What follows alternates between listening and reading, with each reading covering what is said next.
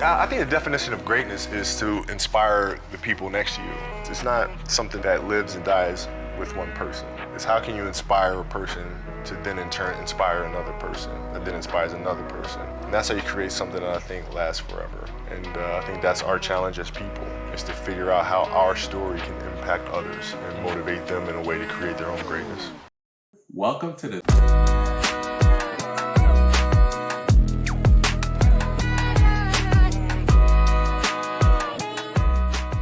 Welcome to the 3-on-3 podcast. That's right. You're tuned into the number one basketball podcast in the universe.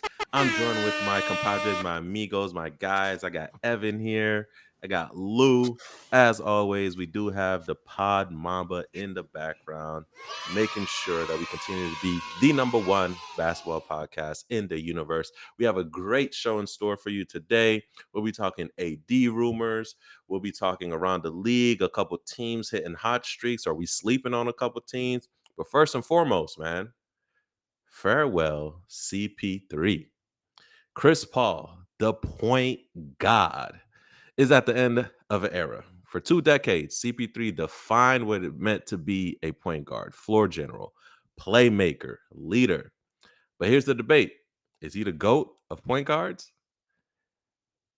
We got Magic, Stockton, Steph. They all got claims to the title. But CP3 gave us the purest definition of the position, setting the table, controlling the tempo, making teammates better. If this is truly his farewell tour, because, everything can be for clout these days, we're not just saying goodbye to a player. We're closing the book on a basketball style that may never come back. What's that? Farewell, CP3. Man.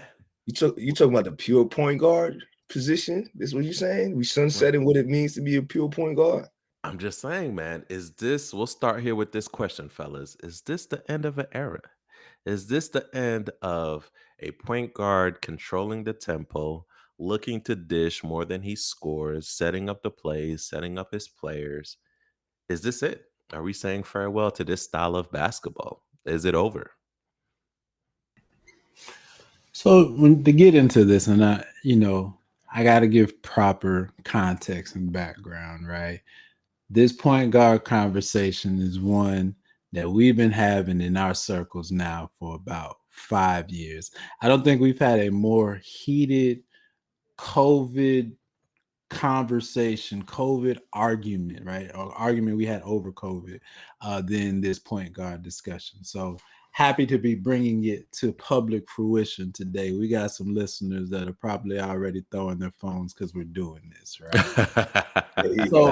so when you talk about that pure point guard archetype, Chris Paul, whether he's the best or not, he's the most complete embodiment of everything that you described. That point guard that's not score first but can score, that maestro on the court, the one that conducts the offense versus I do my thing and then offense may happen off of what I end up doing for 20 seconds, right?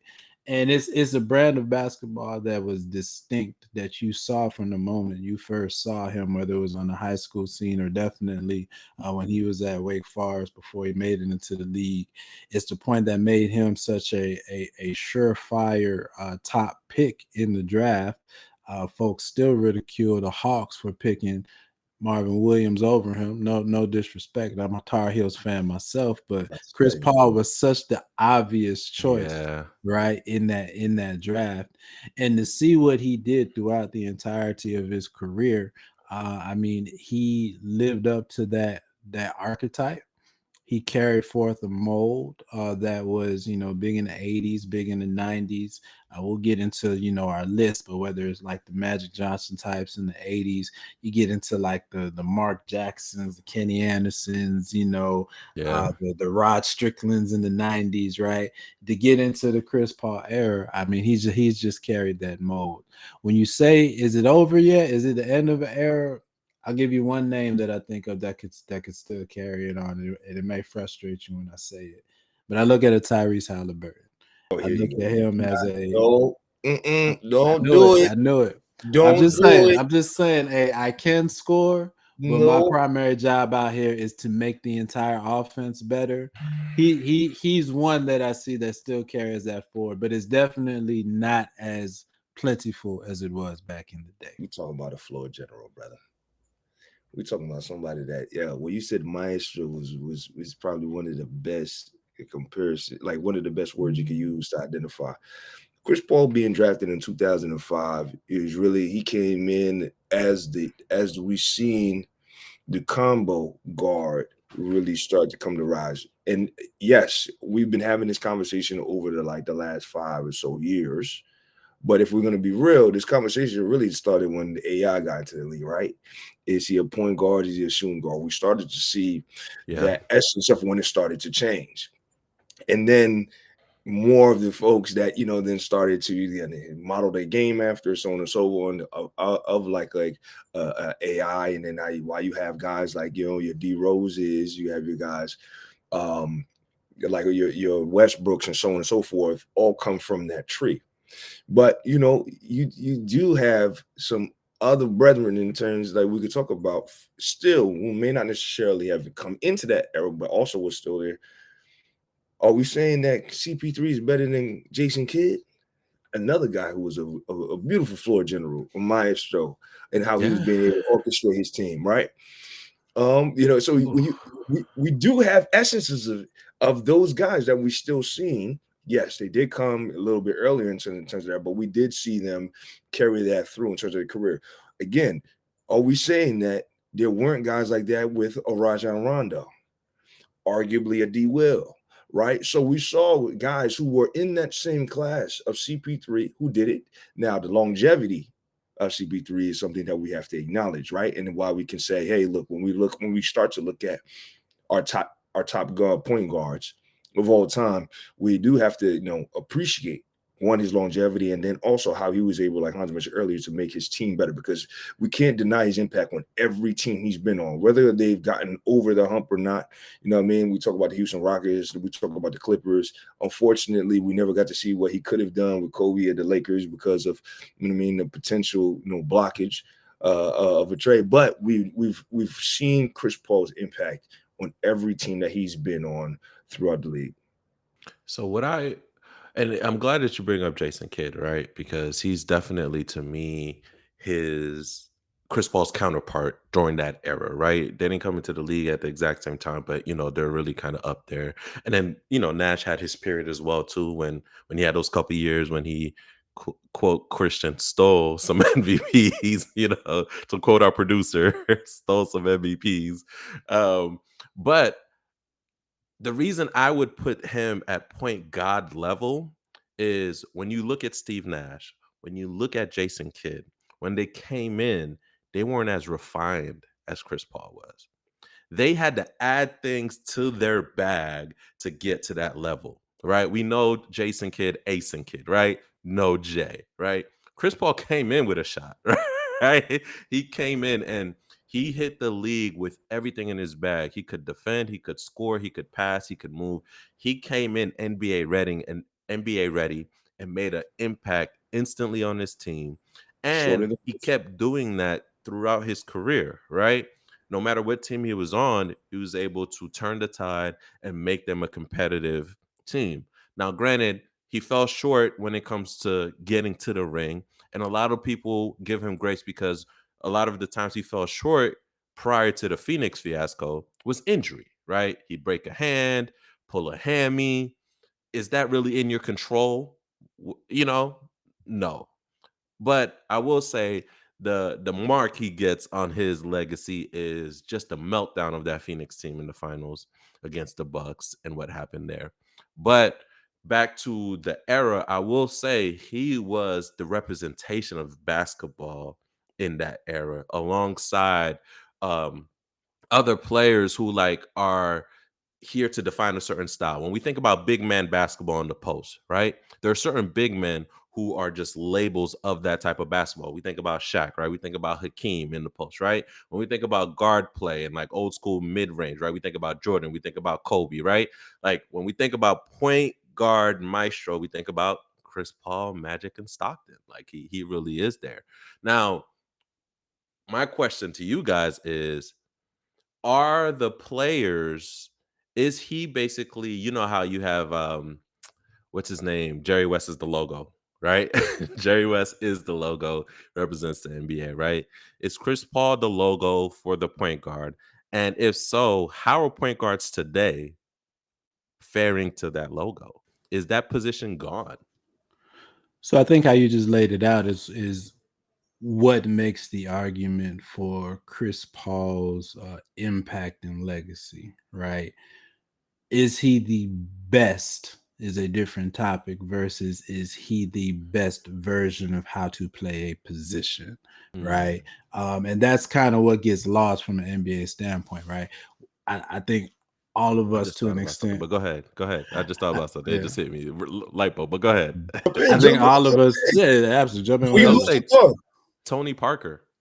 Well, We can get there. so We can Tony get there. Parker, he's outside my top 10, but he's like Okay. right outside my top, and I can see the argument for it, right? Only because like you get dinged from what you also get benefited for, right? The entirety of his career, he had a top 5, top 6-ish player he was with, right? And a top Okay. 5 coach, right? And a Well, top 5, 6 man, right? So I mean, it's like, in the top 3 system of all time. right. So I mean, Now, you granted, hating on his much more- environment. No, We're not- I'm saying yo, he we're not- benefited from I'm it. not hating on the fact that he fell into a great situation, but we're just acknowledging it. Right.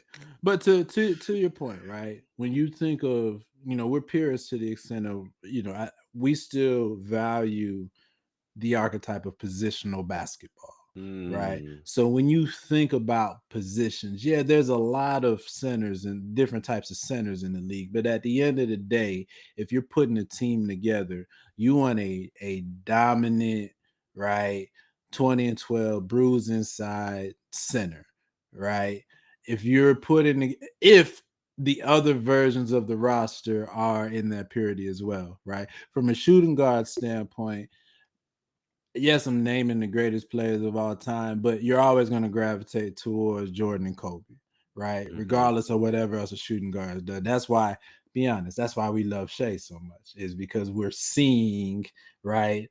We're seeing 30 years of our basketball life before our eyes when we watch them play, right? So from a point guard standpoint, we'll get into it. There's all different type of guards being called point guard right now, but ideally, everything else in line, what do you want your point guard to do?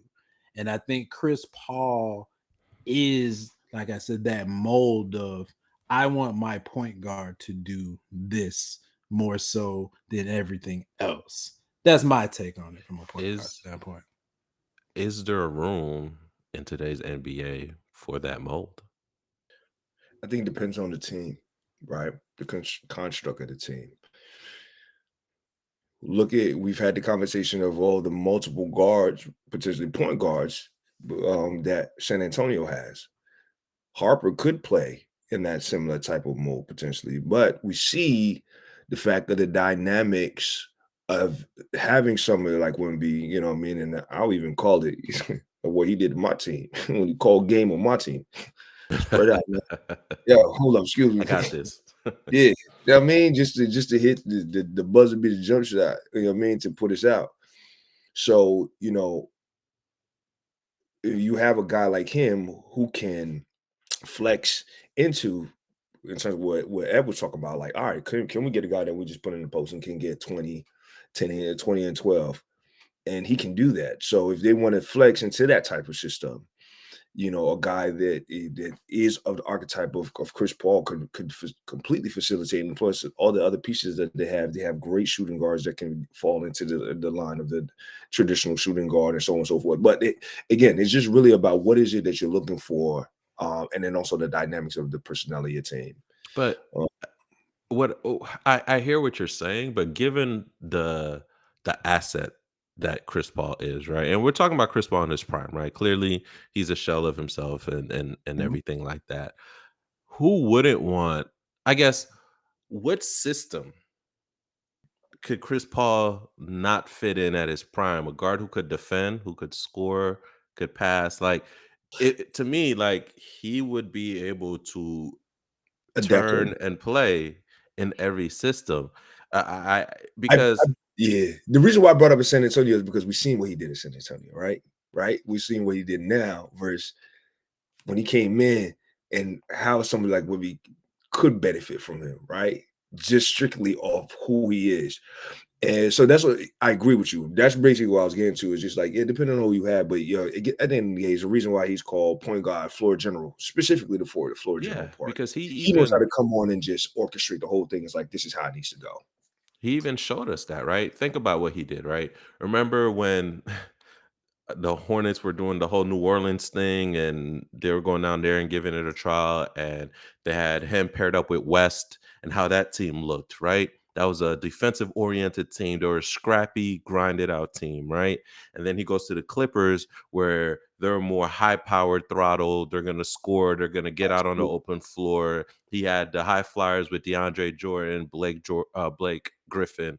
And then he switches to a different team when he goes to Houston, right? You have somebody who's ball dominant. He's ball dominant, but they figure out how to make it work. That Houston team, they were seconds, an injury away from knocking out Golden State when Golden State was getting up and going. You get what I mean? So it's like he's shown us that, put people out here on the floor, and I'm going to figure out how to make this happen. So just that's like why I having tossed quarterback. out that unpopular name. I tossed out, not unpopular, but that's why I tossed out Ty No, you're right. It's Haliburton, unpopular here. right? It's unpopular. Right. but I say it from the It's unpopular standpoint here. of a player who it's clear and evident every second they're on the court, they're maximizing their teammates on the court. Everybody feels like they're playing better Yes. when the point guard's on the court. That's Yeah. for me, it's always been the amazing part of Yeah. Chris Paul's career, especially in his prime. He's really like the coach version of a player on the court. This is why I brought up Jason Kidd, right? Because we've seen Jason Kidd do that time and time again as well. And I'll go far as to say, it's like, hey, I wouldn't be surprised if CP3 jump into the coaching world, because I think he would have success there, just based on, again, how he understands the game and how he's played it. So, but yeah, big up to the point guard himself, man, because I think we are seeing the end of an era, unless, hopefully he teaches his youngins to ball like he does and they come up and be top prospects like he was. Yeah, man, we definitely are. I think about it from my standpoint, man. You know how it goes when we go in the gym nowadays. Everybody's out to be, Steph, Kobe, Harden, and us. I'll speak for me. Me at my age, I'm trying to get a good run in. Do you get what I mean? Like, I've proved what I've had to prove already, right? Like, I'm solid. My names are in the streets where it needs to be, or whatever, right? I'm good. So So now, good talk. you talk my talk, so when I go in, I just want to get a good run. There's nothing better than being on a team with somebody who's like Chris Paul, somebody who's gonna move the ball, who's gonna pass it. When I tell you the frustration that I have now when I go to gyms and everybody's trying to put up 30, and you're Shooting just from the like, logo. yeah, what are we doing right now, sir? What are we doing right now? Hey, And yo, it Hunt, I just have one name for you, Jeff. yeah. And it just makes me think about what Ev was saying. He got the best out of everybody on the court, and he kept everybody engaged, which increased morale and made everybody want to play hard when they're on the floor. You never questioned the effort of a team when Chris Paul was on the floor. I'll leave it at that. So to close, guys, farewell to the point god, CP3. Man, end of an era, man. End of an era. But I don't think there'll be another like him. I really don't. I really don't. So farewell to CP3. All right, guys, let's move on to our next segment. AD. Now let's talk about Anthony Davis, guys. So the rumors are swirling. Should Dallas tank and rebuild, or go all in? What's AD's value in the market right now? He's still elite defensively. He's still a mismatch offensively. But as always, durability is a question, as he is currently injured. What is the best landing spot for him? a team that can probably protect him with some depth and maybe be a second option? I don't know. Are we thinking Golden State? Of course, Miami. Tyler Hero on 2 first. Maybe even a surprise dark horse. Whatever happens, though, all I know is if AD is moved, it will have a ripple effect across the league. So, guys, we talked about it a little bit last year. It's kind of amping up and getting more motion now as the weeks go by, especially with his injury. AD, Chicago was brought up in there in the mix as possibly looking and entertaining. And we can sunset that immediately. Hold on, Lou. You're gonna pass on AD? Look. I will continue your introduction of the section. No, my introduction is done. We're in it. We're in the mix now. Let's start off with your Chicago. You're passing. To my Christians, man, AD's worth is 2 fish and 5 loaves. Okay, well.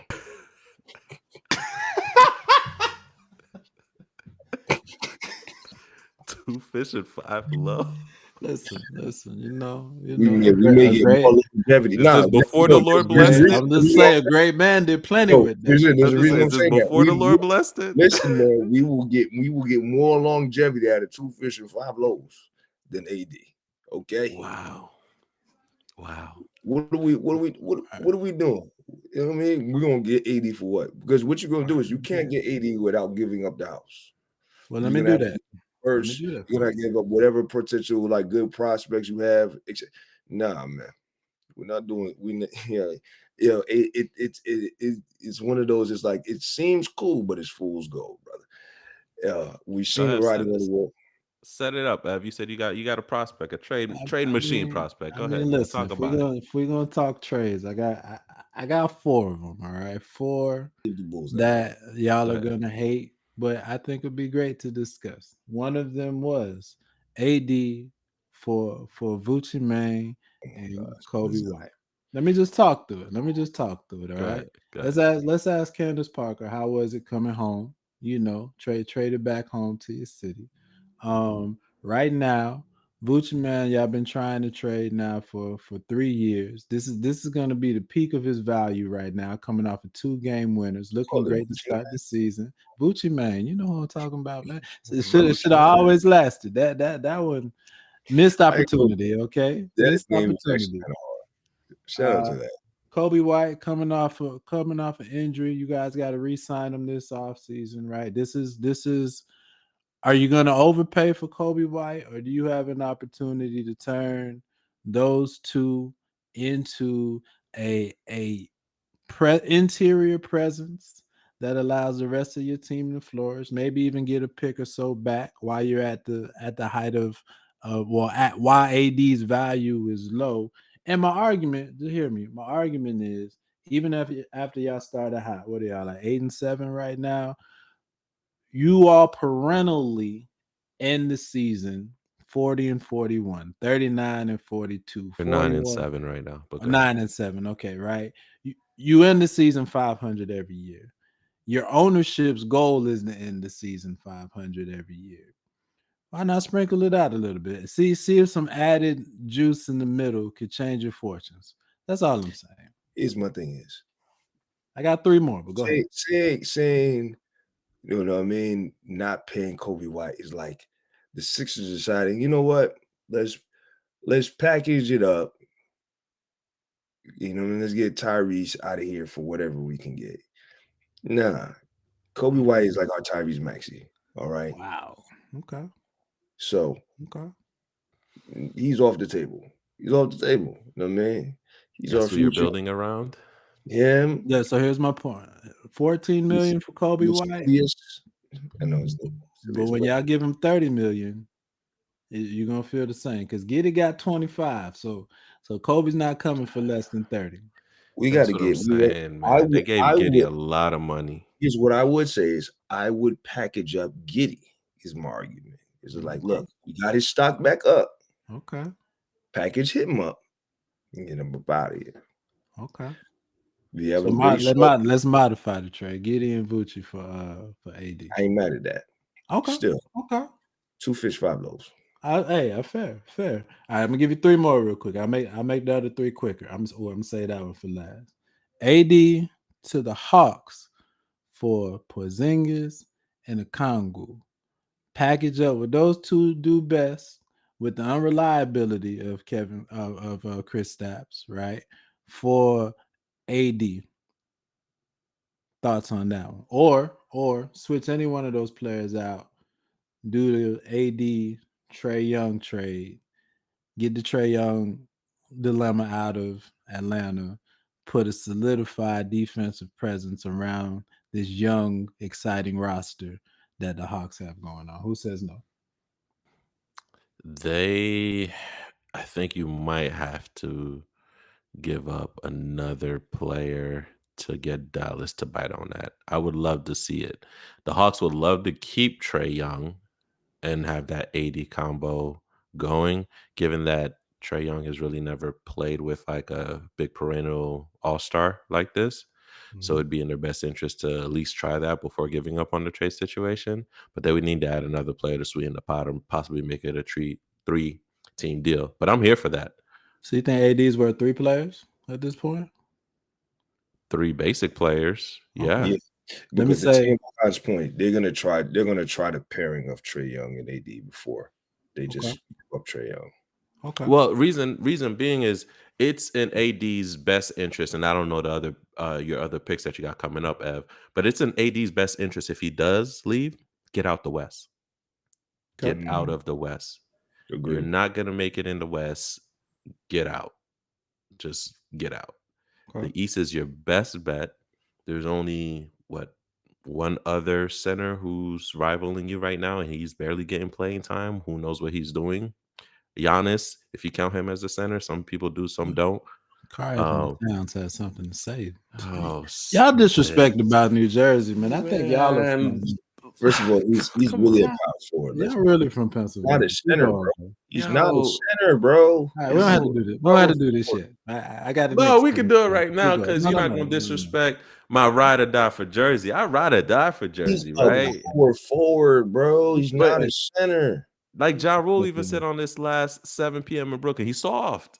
Yo, you soft in these streets, yo. Even in New York, they question you, son. Let's Come stop on, doing man. this to the big bodega, all right? His But Yo, name okay, is man. my Big third one. Purr. The big My third purr, one. man. You know, put some Yeah, respect on his call him name. Big Purr. Come Nah, on, man, yo. Cats are ferocious animals. Let me keep going though. Let me keep going. Jesus. And let me just I would pause love right to see there. him in Atlanta, though. I would love to see him in Okay. Atlanta. Him Let and me Trey just Young, I think, would be exciting basketball. okay. Let me pause right there to say there's an AD Detroit rumor going out there. I think that's a horrible idea for Detroit. Oh, For all don't that they do have it. building right now. Don't do it. We'll You're get to good. Detroit later. Yeah, we'll get to Detroit later. Don't do Don't do it. that. Don't do that. All right, Don't I'll do throw it. two more. I'm gonna throw another one out there. AD, I think Dallas would have to add a pick to this for Derek White and Anthony Simons. I think Dallas would have to add a pick, not Boston. But you could tell me the other way. Here's my argument for both. Dallas needs creators. Even when Kyrie gets back, Yes. you know, the Kyrie's injury history or Because whatnot. D'Lo's not a creator, but go ahead. Right. wow. I mean, Wow. I He's won't, not I a won't blame- creator. I know. Right. And There's for literally Boston, no, go ahead. There's literally a clip, and I meant to mention it when we were talking about our CP3 segment. There's literally a clip out here with D'Lo holding the ball for 20 seconds and then dishing it off to a player the last minute. Like that's what Yo, Dallas is running right now. The Yeah, funniest was the way Hans jumped in so immediately. It says because he's not a creator. he's not a creator. But It's go me, ahead. That's Miles. not Chris Paul mode. Go ahead. But that Hans just said something 5 minutes ago about the type of player that you love to play with when you're, He's not D'Lo. when we're Go playing ball. D'Lo's This is D'Lo's not- Yeah, other this person. is- Okay. he's on the other side of that. But from a Boston standpoint, Jason Tatum coming back the end of the year, and you go into the end of this year and maybe next year with the AD, Jason Tatum, Jaylen Brown lineup versus what they have right now, because they have absolutely no size. Throwing that out there as a But possibility. what do you, if you're Boston, right, and you do this, What do you do for your point guard and what do you do for defense? Because Derek White is essentially your point guard, and he's also a solid defender for you as well too. So, like, are you willing to sacrifice that? Because White's a solid defender for them, and he puts up points. I mean, I have him on my fantasy, so I know, Okay. but he's putting up points and he's running the ball. He's Yeah. controlling the offense. But are you putting that to Peyton Pritchard now? I think you Or do, and I is he think my coming? argument. Go ahead. No, I Go think ahead. I think Peyton Pritchard, your guard, your point guard. I mean, I think Jaylen Brown is more a guard than a small forward, or can do both. And I think my argument is just right now, Boston's going nowhere, right? So Okay. make a trade that at least once Tatum gets back healthy, you have a more well-rounded roster on your hands, especially since you don't want to keep Simons, and Derek White's 32 years old as well. So there's I can see that one. And here's my last one. Y'all gonna hang up when I say this one, all right? All right, But let me get ready. Let's have some fun with it. You ready? Anthony Davis for Zion Williamson. He's going back to New Orleans where it started. Back where it started. I'm okay with that. I love it. You I'm okay with that. Let me I'm this. fine with that. Like we could have said, you know what? We don't have to talk about the end of the trade. This is it. You know what? Okay. Now let me tell you why. Let me give you the nuanced reasons why I think why. Okay. We agree. From Dallas's standpoint, if they're not going to do the lean on a dependable point guard stance, I like having both Zion and Cooper Flag as kind of point forward type. You can run the offenses through us, and we're cutting and switching when the ball's not in our hands. You just want Dookies to play with Dookies. That's what you want. I'm not mad at that. You're assembling Infinity Stones for Duke. I know, right? You want Tatum to go back already too? there. No, Kyrie's already there. Send Kyrie. Lively's there. We're one away. You're So you got assembling Kyrie. Infinity Stones. Kyrie, Zion, Finger Cooper. might snap if we get one more. I like that. I'm just saying, man. Come on, man. So Coach K gonna pull up. Listen, what's he doing? So you got the Villanova Knicks and you got the Duke Dallas. the Dallas Dukes. The Dallas Dukes. And then Villanova Knicks. Hold that thought. I'm gonna say one. You just put an idea in my head after that. Let me give the New Orleans perspective of it first. Have you seen Derek Queen the past couple weeks? Yo. Listen. Okay. Yo, listen. My bad. He's saying, hey, you don't want to play. Now I know the producer's gonna be mad at me. But yo, I literally was just having this conversation about son is balling crazy. I love it. Yo, people try to call him like, mean baby Joker. I'm like, that's relaxed. He's going a little far. However, I'm loving how he's balling right now. Take your blood. If he keeps his trajectory, bro. And then they're gonna get him a little bit more fit. You know what I mean? But oh yeah. Hey, listen, I had that exact thought. I was like, he needs. So my concern there is, can it happen in New Orleans? But so this is why I thought about it. We'll have a Mariah Mills. So please not. With that man security. All right, but this is why my two favorite Anthony Davis stints in New Orleans. One, okay, I won't say the one because Hans already knows the one. I won't even bring it up. I won't bring it up. I won't bring it up. All right, nice playoff series. That's all I'm saying. Whatever. Number two, that 90-day stretch when they traded for Boogie Cousins and Boogie was healthy and AD was rocking. I was so mad they didn't make that work, bro. So that's what I thought about. I thought AD and Derek Queen. I saw some similarities there. I'm gonna say that's actually a top duo that I wish would have worked that we didn't get to see. Yeah, because they were rocking together. Management gave on that too quickly. Gave up on it too quickly. Well, they didn't know. They didn't know if Biggie was gonna come back. DeMarcus was gonna come back from that injury, and they didn't want to risk it. They were hot then. So they had to make a move because AD was, prime AD. Yeah, I understand it, but as us basketball seeing that was such a dynamic. You haven't seen some fire since two big men like Timmy, and that's exactly what I was gonna say. Since the Twin Towers, right? That's the last time we've seen that. So to see a better version, well, not a better, but a dynamic version, more mobile version. The league was ready for that. So I don't know. I know when Hans does this, you know that he was like, yes, I needed that. No, with the league needed that. New Orleans needed that. New Absolutely. Orleans needed that. I'm absolutely. Because And then you know what? If they then had CP3 on that, never mind. Drew I think Holiday we was talked about it balling. last week, man. I think New Orleans is just kind of snake bit as a basketball destination. Yeah, man. But the city needs it though. It's a good city that has good bones. People are there waiting for it. I hearken to the point that you made, Ev. Will the organization be prepared and fit to facilitate the growth of such, right? So we talk about Queen. He's clearly standing out. He's taking advantage of Zion not playing and stepping up and saying, "Hey, I'm available." Putting his name out there. We had a funny clip the other day. They were playing against the Hawks. The Hawks were beating them. It was a couple seconds there. He stole the ball and dunked it at the end. He's like, "Oh, I'm still playing here." Like he's you could tell he gives you that young kind of energy, just doing foolish stuff. But he's here to ball. You could tell he's here to ball. He wants to put his all in there, and he shows. I'm going back to this word. I guess it's the theme for me today. He shows effort. He goes out there. You don't have to question it. He puts it all on the floor, and I think that's what New Orleans wants. So I would hope that they'd be able to facilitate if you were to bring AD back, right? My only question is, remember when he left, man? They weren't on good terms. Remember, he had the Looney Tunes shirt. There were some cantankerous conversations. I don't know if New Orleans would be receiving to, bring in AD back. But that Dallas Dukes, I'm here for that. The collection of Duke players to Dallas. Not a change in color. Not a change in color jerseys. Not too much. Here's my idea before we transition. This is what you made me think of when you said that. They do all these different all-star game formats we've been tweaking every year and whatnot. You already know where I'm going. Instead of all these other different type of teams and whatnot, okay, let's just treat it like homecoming. Ooh. Right? Treat it like homecoming. Ooh. Okay. We'd have to. I'm here for that. This is what we're going to end this topic with right now with this discussion. Now, if you just open the can of worms, we got like a couple minutes, 2, 3, 4 minutes. So listen, I'm here for that. I am here for that in every single way.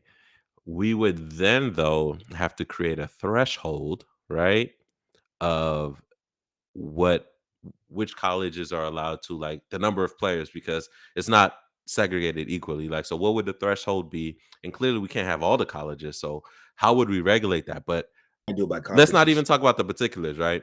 Could you imagine seeing a Duke versus North Carolina or a Kentucky versus, like, it's man, I'm here for that. This is where I remind you that both Tyrese Maxey and SGA went to Kentucky. Okay, keep talking. I'm here for that. I'm here for that. I say let's try it out on Friday night first before we bring it to the main stage. Mm-hmm. You know how to have the celebrity games? I say get rid of the celebrity games, if I'm honest. Let's get the college games popping. Get rid of the celebrity games. Put the college up, man. Mm-hmm. Have the fans vote. Bring the coaches too. Oh, now I'm about to say this: bring your best prospect, like they would do for the Olympics. Bring your best prospect from each college, son. Have them on the roster. Take Have one them on the roster. The number one prospect from each college out there. Take your best prospect from each college. Bring them up. Come play with the pros. What's up? Hey yo, that'd be fire. Are you NBA ready? Let's see. Yeah, let's see. Test it out right now. Scouts is right before March Madness. Hey yo, oh man, NBA need to just hire us. What are we talking about, yo? Come on, they're about to steal it. They're about to steal this idea. They're about to steal it. You heard it here first on the number one basketball podcast in the universe. Okay, we copyright a show. Right. We copyright a segment. I'm just saying. Yo, Bob Mamba, I need you to cut this segment up with as I deal with the colleges. This needs to be out on the internet webs. If you don't do nothing else, don't even put the episode out. Just put that segment out. This clip, man, let it go viral, baby. Yeah, just let it go viral, man. Forget the episode. This is it. All right, fellas, let's move on. That's it. Let's get to our last segment, the Around the League segment. So, hey, man, these Toronto Raptors, they swept the knockout round. Are we sleeping on them? Or is this just a hot streak? We got Detroit. Do we finally put respect on Cade Cunningham's name? Cade. This guy's quietly becoming a star, if he's not a star already. Hey. And the Suns, hey man, they're shining bright. They're climbing in the standings, proving that their core can still dominate.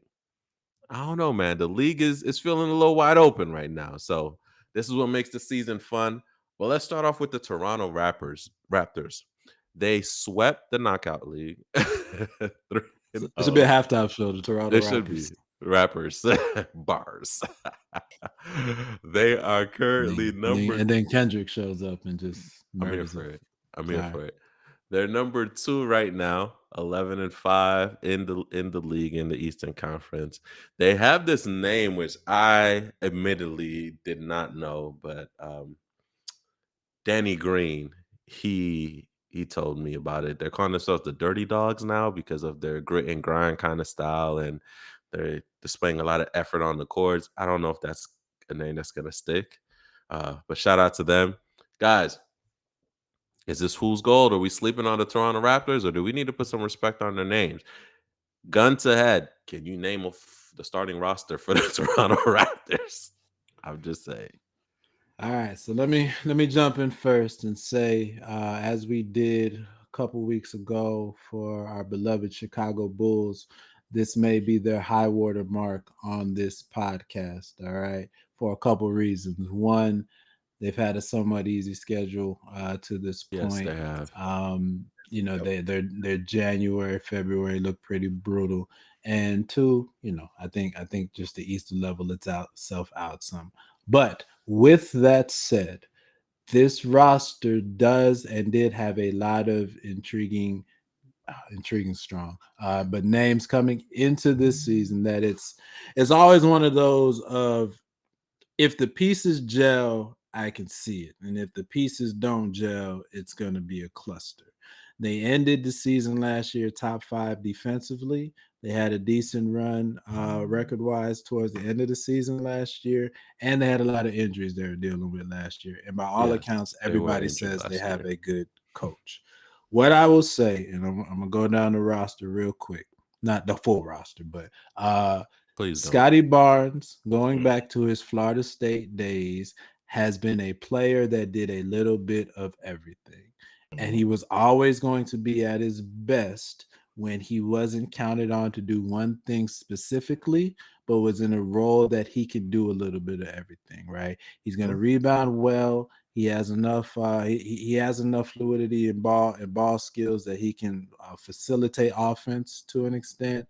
And he's improved his scoring a little bit, but he's more of a fill in the blank type scorer, right? He's going to get tip-ins, putbacks, drives off of rotations, whatnot. So right now, their offense is giving him the ability to be the best version of himself.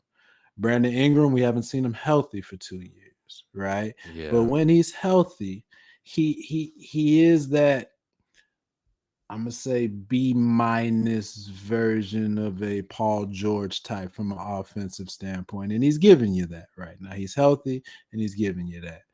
The one I got to call out is you already know. The Maple Mamba? Maple Mamba, okay? The Maple Mamba. The Maple Mamba. Okay. And listen, I got my Knicks shirt on if you can't see it. This is where this version of RJ, I don't want to turn this into a Knicks segment, but it's all right. We have our prerequisites. Yeah, right. We got to meet them. We got to meet one of them. We didn't meet do. the other. We got to do. meet. Whoa. You don't got to say that. Don't say that loud. All right, go ahead. With this version of RJ, this is the version of RJ that makes me as a Knicks fan ask, we've done a lot the last 3 years. there's an alternate version where we didn't do anything post the great signing of Jalen Brunson. We just let it carry out with a mature RJ and a healthy Julius Randle, and we could potentially be in the exact same position we are now as a team. Mm. It, You're not I, wrong. I You're not know, wrong. I know, right? So, You're so not when I wrong. see this version It of yields the same RJ, results. Yeah, right, exactly. right. So when I see this version of RJ in Canada, of course, where he's from, thriving, man, I'm just so happy for him. I am. And so this, I say all that to say the pieces are coming together well right now. They have great coaching. I haven't even gotten to their depth bench. They actually have draft picks that are working out from a depth standpoint. So, but I'll be interested to see as the season gets tougher, will this carry on? But they're in a Yeah, good conference to do so. yeah. And quietly, they got another guy, and their big man Podol is actually another great Yes. piece. Oh, I thought you were talking about Grady Dick. My bad. Go ahead. I did think he was about to. Thought we were I talking thought about. jokes were coming. Keep going. Yeah, my bad. You're I thought right. we were talking about Dick. Pirtle's My good. bad. Go ahead. Go Pirtle ahead. is underrated what he does as a center. Keep going. You know, My bad. Pause. I don't even know where to go from here. That was it. My bad. I Shout out to inserted the Podol. Dick conversation and it just went left here. It went left here. But Shout what out I to will Podol. say, go ahead. Him being able to then coming from San Antonio, we know that he had no more a place there when you had the alien in place. But him being able to then be able to find his groove in Toronto, and being able to complement all the other pieces and to be able to round out a solid starting five that they have. So What's interesting to me, and now that he's healthy, is the Scotty Barnes and Brandon Ingram kind of tandem, right? Yeah. Because if we're honest, Scotty Barnes is punching above his weight and expectations from what people thought they were going to get. Whereas you have Brandon, who's kind of trying to live up to it and in some places, falling short, right? So I'm interested to see how that works because before Ingram got there recently, Scotty Barnes was kind of making it happen with last second shots, ball being in his hand at the end. Even when Van Fleet was there, like Scotty Barnes was still that guy, like he was it. So I'm interested to see how that dynamic goes, especially when their schedules start to get a little more difficult and teams start to clamp down and read the scouting report and get to it. So I'm interested to see how that dynamic works out. What I think though is that for them to catch the eyes of the NBA lay fan, they need to have some marquee wins, which is what's going to lead us to the next team that we're talking about, which is the Suns. Before we So go go to the ahead. Sun, let me just say, to wrap up the Toronto portion of it, as far as NBA couples go, you got Clay and Meg. Oh, you're gonna bring You up got whatever go else is ahead. out there. Listen, Toronto is doing great because they've associated themselves with Big Glow. All right. And as Listen, long she's as out Big here. Glow is in the picture, I'm happy for her. we might have a top 4 team on our wait, hands. So it's all on you. It's all on you, Brandon Ingram. Do right by Big behind Glow. in Glow, Do okay. right by Big Glow. Yeah, I'm happy for her, man. Like Listen. she's happy. He's doing his thing. I can see her bringing him outside of his shell. That's what I see. Like Nah, she's she's bringing not him gonna outside his shell. She's not gonna write Sleepy Eyes boat. Let- We ain't go seen a ahead. lazy eye like that since T-Mac, yo. Well, leave this man. Yeah, that's true. That's true. That's the sleepiest player since T-Mac we've seen. All right, guys, let's move on to the Suns, man. Lou's favorite player, Devin Booker. The most interesting thing about the Suns is my little man that was been eating popcorn. Okay, Ah, shout out to my boy. on the right? Jumbotron, he's That's all I care about, man. My man was like, I'm here for the popcorn. Okay, Oh popcorn man, and Lou's vibe. like, where's little man at, man? Yeah, He's the that's reason I'm watching that's this all I'm game. here to talk about when we talk about Phoenix. All right, you know what I mean? So let's talk about It'd them been for a better if you second, eat a though. bag of chips. This guy. See what you did there. Reference your clip. So the Suns, Phoenix Suns, man, they are 6th in the West right now. Out of their last 10, they're 8-2. And when I was talking about notable wins, they just beat the Minnesota Timberwolves with Ant on the floor, went down to the wire, and they delivered. Although Booker wasn't the one who delivered, he was on the bench. I will say that's a notable win. That's a marquee win. That's a win letting you know, hey, we can beat some good teams right here, put some respect on our name. We know we had a rough little start, but we have our legs underneath us right now. Is this the year where Phoenix gets back into playoff contention? What do you guys think? I think a big piece of it is Green not being on the roster is giving them a surge. Okay. As a level of You because so rude, Lou. You so what do you rude. mean? I'm just saying Green Him is a being gone, Green giving him a level of, they didn't say, hey, look, I'm trying to prove myself. I was supposed to be the guy in Houston. It didn't work out as such. So I was like, yeah, this season, I think right now is really a lot of proving himself. So he's playing to a level, and other than the fact that, he has responsibilities that he has to take care of off the court. But, he's really out here making the push that necessarily that an older KD wouldn't necessarily be able to do, right? Just strictly to age and with past injury. So I think that is also a portion of why we're able to see Phoenix being able to have this short stint of success that we're seeing. Long term, do I see it happening? Not necessarily. Come on, man. You have Grayson Allen on your starting five, bro. Like you're not going to be on a team that has longevity in the Western Conference. Oh, come on, Lou. That's bias. That's just Grayson Allen hate. Come on, Well, man. that's he. So Is it to Grayson Allen listen, hate? Like Come Grayson on, Allen, man. yo, come on now. Grayson Allen moves the needle on what teams? On this okay, team, I'll say a couple things to Grayson Allen.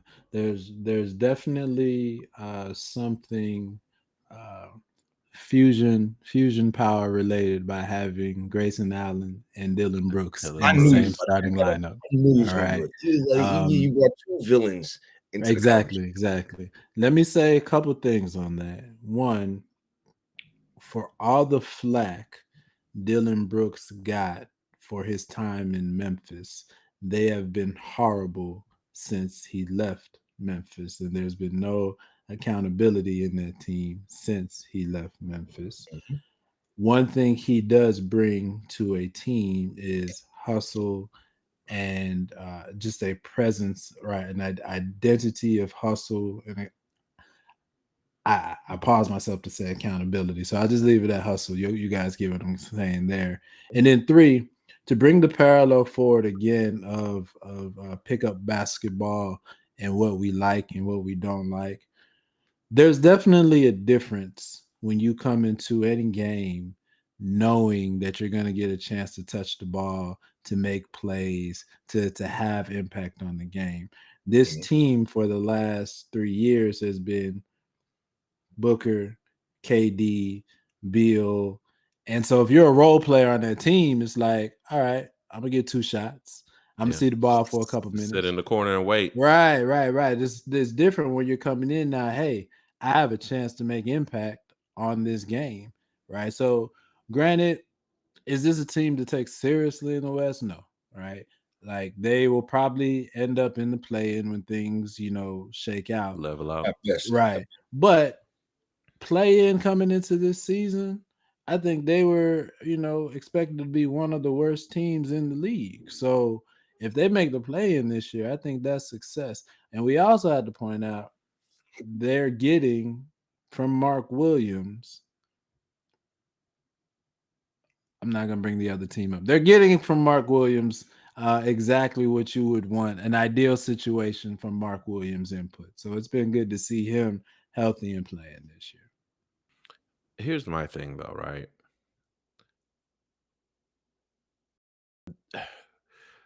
To put them into play in, which this is what you guys are saying at best, right? Play in. If we look at these teams in the bottom, is Sacramento going to turn around? Is Dallas going to turn around? The Clippers, are they going to turn it around? I guess for me, I'm more willing to bet on them continuing their stride and making it to the play in before I say Sacramento. You get what I'm saying? I'm Uh, surprised, honestly. You usually, you know what I mean, you have a strong support for the Clips. so here's my thing with the Clippers. I think they will turn it around. I believe.